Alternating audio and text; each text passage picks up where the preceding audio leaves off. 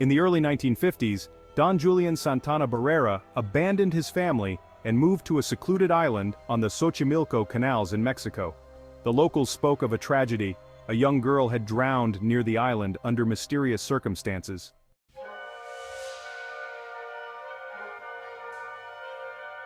Deeply disturbed by this, Don Julián began to collect dolls and hang them throughout the island, convinced that the dolls were inhabited by the spirits of the dead, especially the girl who had died.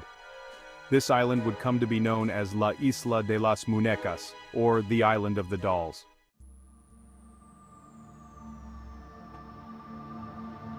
Over the years, the island's reputation grew. Visitors spoke of the eerie atmosphere, the feeling of being watched, and the unsettling sight of hundreds of dolls hanging from trees and buildings. Some dolls were missing eyes, limbs, or were decayed by the elements, their twisted and contorted faces frozen in perpetual horror.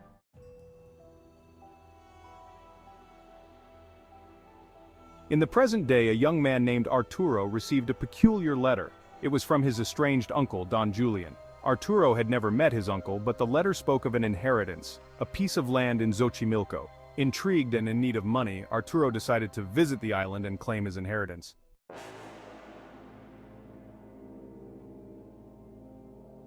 Arturo arrived in Xochimilco on a misty morning. He rented a small boat and set off through the labyrinthine canals. The journey was quiet, the only sounds were the gentle lapping of water against the boat and the distant calls of birds. As he approached the island, a sense of unease settled over him. The sight of the dolls, even from afar, was unnerving.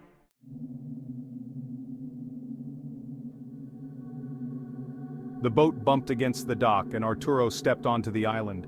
The air was thick with humidity and the scent of decaying vegetation. He looked around, taking in the bizarre collection of dolls hanging from every available surface.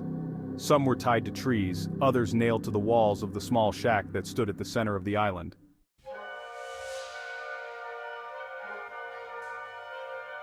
Arturo made his way to the shack, pushing open the creaking door. Inside, the air was musty and filled with the smell of old wood and dust.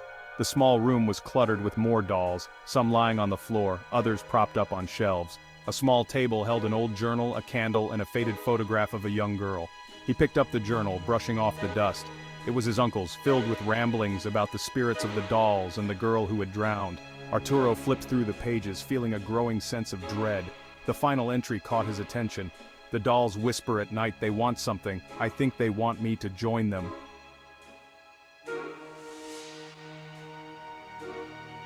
As night fell, the island grew colder, and the fog thickened.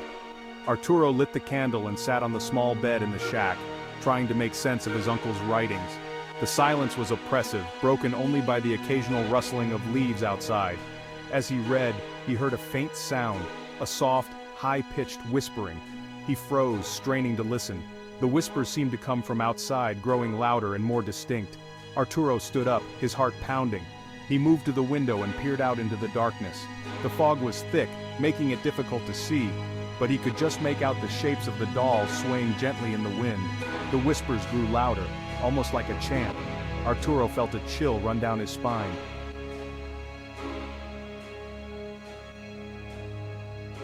He grabbed a flashlight and stepped outside, determined to find the source of the noise. The light cut through the fog, illuminating the grotesque faces of the dolls. Their eyes, or what remained of them, seemed to follow him as he moved. The whispers were everywhere, surrounding him. Arturo spun around, trying to find the source, but there was nothing, just the fog and the dolls. He backed away, his fear mounting, and stumbled back into the shack. Slamming the door shut, he locked it and sat on the bed, his breath coming in short, panicked gasps. Sleep eluded Arturo that night. The whispers continued, sometimes fading, sometimes rising to a crescendo. He stayed huddled on the bed, clutching the flashlight, afraid to close his eyes. When dawn finally broke, the whispers stopped, leaving an eerie silence in their wake.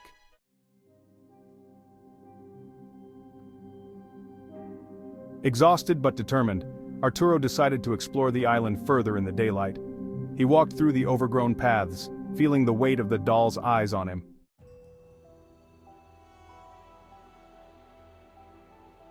He found an old well, overgrown with vines. Next to it was a small grave, marked by a simple wooden cross. The name on the cross was faded, but he could just make out the name Anna. Curious, Arturo dug around the well, uncovering a box of old photographs and letters. The photographs were of a young girl, the same girl from the photo in the shack. The letters spoke of a child who had died tragically, of a family torn apart by grief. The last letter was from Don Julián, apologizing for not being able to save her. As he read the letters, a strange feeling washed over him. It was as if the island was watching him, waiting for something.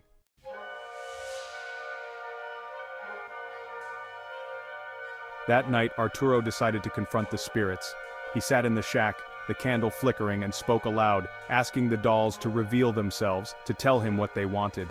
For a moment, there was only silence. Then, the whispers began again, soft and insistent.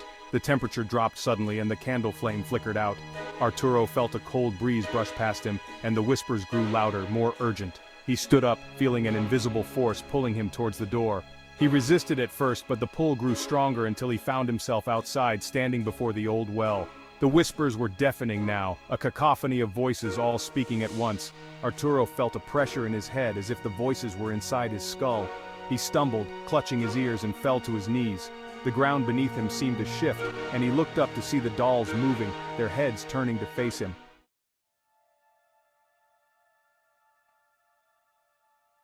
In the midst of the chaos, one voice rose above the others. It was clear, childlike, and filled with sorrow. "Help me!" it said. Arturo's heart raced. He looked around, trying to find the source, but there was nothing. The voice came again, more desperate. "Help me!" Arturo realized the voice was coming from the well. He scrambled to his feet and peered into the darkness. The whispers were gone, replaced by the sound of soft sobbing. His hands trembled as he shone the flashlight into the well. The beam of light revealed a dark figure at the bottom, a small girl in a white dress. Arturo's mind raced. He realized that the girl in the well was the spirit of Ana, the girl who had drowned. The dolls were her protectors, her guardians, and they had been trying to communicate with him, to make him understand her plight. He reached into the well, trying to touch the girl, but his hand passed through her as if she were made of smoke. The sobbing grew louder, and Arturo felt a wave of sadness wash over him.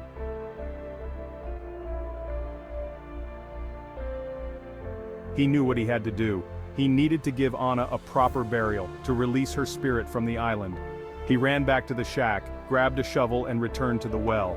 With trembling hands, he began to dig next to the old grave. As he dug, the sobbing faded, replaced by a peaceful silence. Arturo worked through the night, his muscles aching, until he had dug a deep enough grave. He went back to the well and carefully lowered himself inside. The girl's figure was still there, but as he reached out to her, she began to fade. With a sense of urgency, Arturo scooped up the earth at the bottom of the well, gathering what remained of Ana's bones. He climbed out and gently placed them in the grave, whispering a prayer for her soul.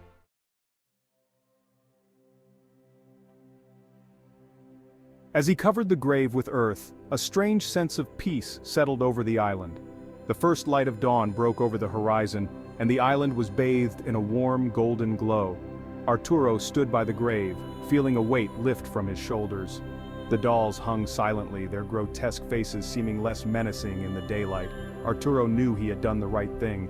He had freed Ana's spirit and brought peace to the island.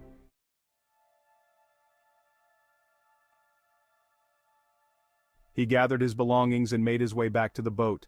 As he paddled away, he looked back at the island one last time.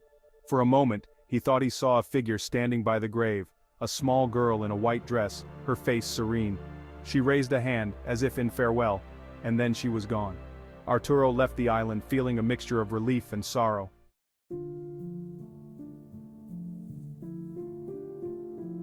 Arturo never returned to the island, but the experience changed him. He became more attuned to the mysteries of the world, more aware of the unseen forces that lingered in forgotten places.